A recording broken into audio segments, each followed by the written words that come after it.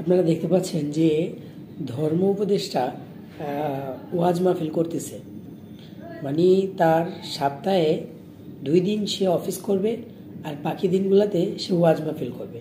তারপর আবার কি যে প্রশাসনের পুলিশ প্রোটেকশন নিয়ে নিয়ে সে হচ্ছে ওয়াজ মাহফিল করছে। আসলে একটা মানুষের যখন কাজ না থাকে তখনই কিন্তু সে মানুষ অন্য কাজের দিকে ধাবিত হয়। তো আমার মনে হয় যে অন্তর্বর্তীকালীন সরকারের উপদেষ্টা মণ্ডলী এদের মধ্যে যারাই আছে যে তাদের সম্ভবত কাজ নাই, কাজ না থাকার ফলে এই লোকগুলো কী করতেছে যে বিভিন্ন অন্যান্য কাজগুলো করে বেড়াচ্ছে, তারপর আবার হচ্ছে পুলিশ প্রশাসনের সহায়তা নিয়ে এই কাজগুলো করছে। তো দেখতে পাচ্ছেন যে একটা ওয়াজ মাহফিলের স্টেজে পুলিশরা কিভাবে দাঁড়িয়ে আছে আর সে তার বক্তব্য চালিয়ে যাচ্ছে। এটা কিন্তু আমার কথা না, মূলত এই কথাটা কিন্তু পিনাকি ভট্টাচার্য দাদাকে একজন কিন্তু এই ভিডিওটা করে একটা ছবি পাঠায়। পিনাকি ভট্টাচার্য দাদা কিন্তু এই পোস্টটা করেন। হ্যাঁ, আমি কিন্তু তার কাছ থেকে মূলত এই পোস্টটা নিয়েই কিন্তু আমি কথা বলছি। মূলত আমাদের প্রশাসন আমাদের দেশটাকে সুন্দরভাবে সাজানোর জন্যই কিন্তু পিনাকি ভট্টাচার্য প্লাস হচ্ছে সাংবাদিক ইলিয়াস, তারা কিন্তু তাদের এই কথাগুলো তারা বিভিন্ন মাস্টার মাইন্ড হিসাবে তারা কিন্তু বলে যাচ্ছে।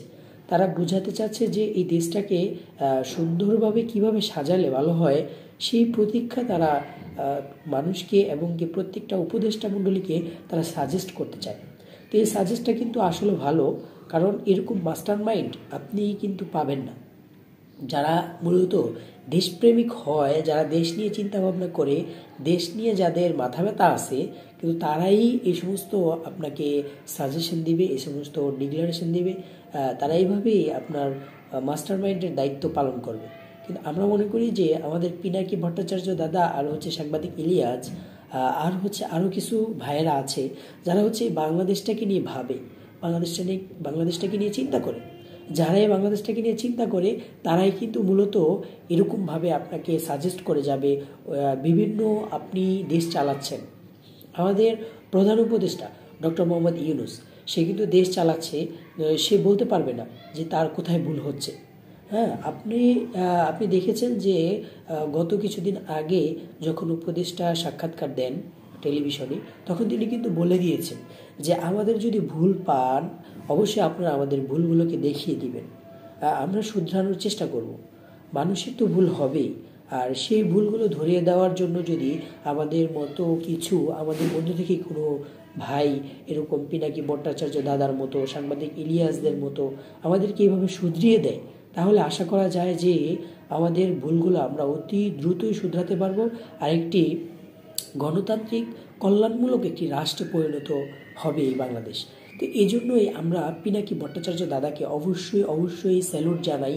পিনাকি ভট্টাচার্য দাদা আমাদেরকে খুবই গুরুত্বপূর্ণ বিষয়গুলো আমাদেরকে স্মরণ করিয়ে দেয়, যার ফলে আমরা এই সমাজটাকে, এই রাষ্ট্রটাকে কিভাবে পরিবর্তন করতে পারবো সেই বিষয়ে কিন্তু উনি বারবার আমাদেরকে বিভিন্ন ভিডিও বার্তার মাধ্যমে আমাদেরকে স্মরণ করিয়ে দিতে চায়।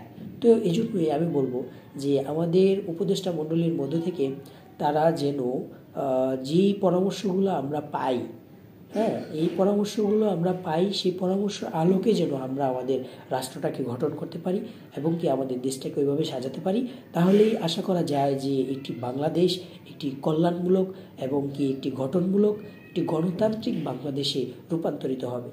হ্যাঁ, এটাই ছিল।